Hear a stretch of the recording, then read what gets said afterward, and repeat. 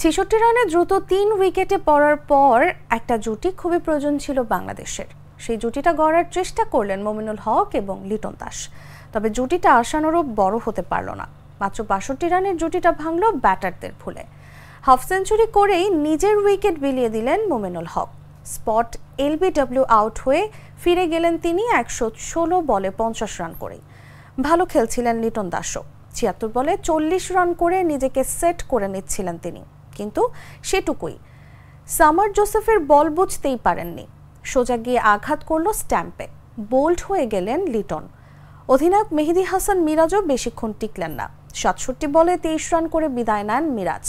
মমিনুল হকের পর 50 হাঁকালেন ক্যারিয়ারের দ্বিতীয় টেস্ট খেলতে নামা জাকের আলী। অ্যান্টিগা টেস্টে কোনো মতে ফলো অন এড়াল বাংলাদেশ। তৃতীয় দিন শেষে টাইগারদের সংগ্রহ ৯ উইকেটে ২৬৮ রান। এখনও তারা পিছিয়ে ১৮১ রানে। Alzarri Joseph, Jayden Seales, Justin গ্রেভসের ত্রিমুখী আক্রমণে ফলো অনের শঙ্কায় পড়েছিল বাংলাদেশ। তবে শেষ দিকে জাকের আলী, তাইজুল ইসলামের প্রতিরোধে সেই শঙ্কা কাটিয়েছে সফরকারী দল।